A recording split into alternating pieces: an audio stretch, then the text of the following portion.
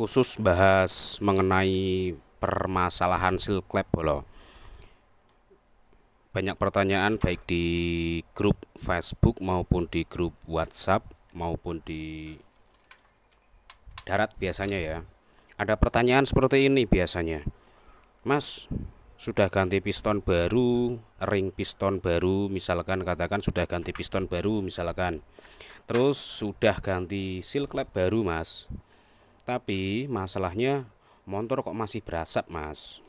Nah, biasanya banyak pertanyaan-pertanyaan seperti itu. Pertanyaan itu biasanya muncul dari para mekanik-mekanik yang pemula ya, atau mohon maaf, walaupun non pemula biasanya yang berkaitan dengan hal kurang teliti mengenai seal clap. Biasanya banyak, Mas, walaupun sudah ganti seal clap, terus ganti piston baru, ganti ring piston baru, apalagi sudah di coulter ya bagian buringnya ini, tapi kok masih timbul asap, Mas. Padahal tanpa knalpot misalkan. Dilepas tanpa knalpot. Intinya engine dinyalakan dengan menggunakan non knalpot dulu. Kemudian dicek dari bawah sini keluar asap putih. Nah, masalahnya apa, Mas? Biasanya banyak pertanyaan seperti itu. Masalahnya itu sepele biasanya, Mas, di bagian seal clap ya. Seperti contohnya ini, Honda Karisma ini untuk seal clapnya kan baru ini, Mas. Ini untuk seal clap baru, namun misalkan kok masih berasap. Berasapnya itu secara ripple, Mas, dalam arti ketika dingin atau pagi hari dinyalakan itu baru keluar asap. Tapi nanti ketika mesin mencapai optimum suhunya itu kadang asapnya hilang, Mas. Nah, masalahnya biasanya sepele, Mas. Permasalahannya itu sepele, makanya saya sering bilang untuk pemasangan, apalagi ya untuk pemasangan itu wajib dicek lagi atau diteliti. Tujuannya apa? Supaya tidak terjadi hal-hal yang tidak diinginkan. Misalkan seal clap sudah diganti semua, tinggal rakit, tes engine, kok masih keluar asap misalkan dari knalpot. Otomatis kan menimbulkan pertanyaan dan dilakukan pembongkaran ulang toh. Seperti itu. Nah, ketika dilakukan pembongkaran ulang, dicek misalkan di bagian piston kok misalkan tidak apa-apa, misalkan bagian piston ini kok tidak masalah misalkan, otomatis kan nanti malah timbul ke hal-hal lain yang tidak memiliki efek. Misalkan diganti packingnya, dikira kan packing bocor misalkan. Ini kan ada jalur oli toh dari sebelah kiri. Kalau tidak paham mengenai kinerja, itu dikiranya itu oli itu masuk dari sela-sela packing kop ini. Padahal permasalahannya, Mas, sepele. Seperti halnya seal clap Honda Karisma ini. Ini baru ya. Cuman ini, Mas. Nah, ini tak perlihatkan untuk yang pemula khususnya. Nah, ini, Mas. Ini seal clap baru. Tapi kalau tak geser, nah kalau tak geser seperti ini, Mas. Nah, seperti ini. Ini seharusnya yang benar dan tepat itu tidak boleh terjadi space atau istilahnya itu bisa digeser atau diputar seperti ini. Itu tidak boleh, Mas. Kalau seal clap ketika dipasang tanpa dicek dulu untuk kepresisiannya, apakah sudah presisi secara baik. Kalau sudah presisi secara baik, otomatis oli itu tidak akan masuk melalui sela-sela pinggang seal clap ini. Nah, ini makanya Honda Karisma ini walaupun seal clapnya baru, misalkan pistonnya baru, tetap keluar asap. Masalahnya sepele, Mas, cuman di bagian seal clap ini, seal clapnya itu terlalu longgar. Walaupun secara ukuran untuk diameter batang klep 5 ini, Mas, namun berbeda untuk diameter pinggangnya. Yang benar itu tidak boleh berputar secara bebas seperti ini. Ketika berputar secara bebas seperti ini, otomatis nanti oli juga masuk melalui pinggang seal clap. Nah, ini yang sudah tak lepas contohnya, Mas.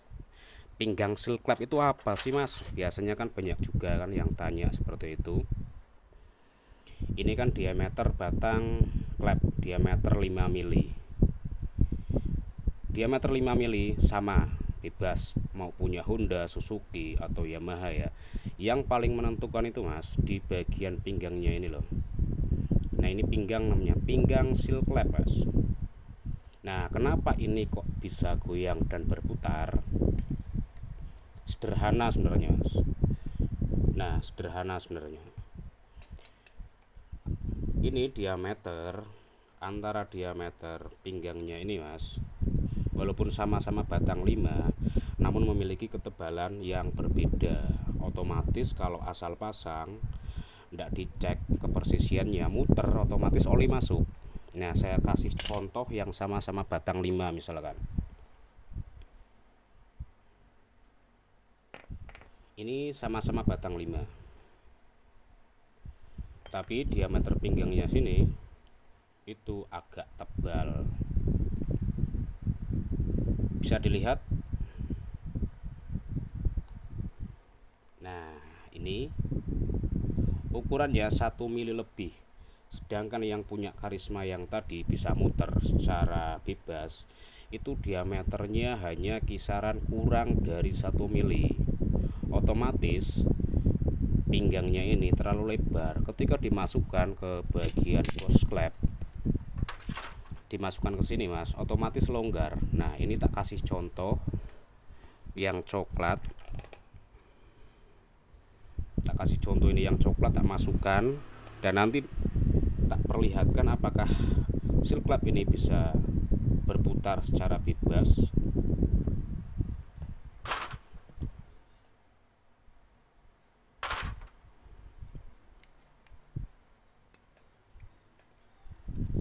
Nah, ini sudah tak masukkan, kemudian saya putar. Nah, yang benar itu seperti ini Mas.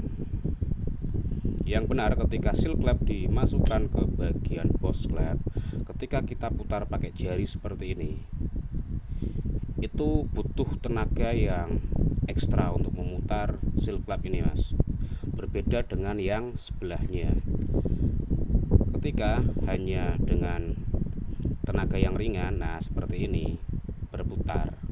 Ini oli masuk. Yang benar itu yang seperti ini.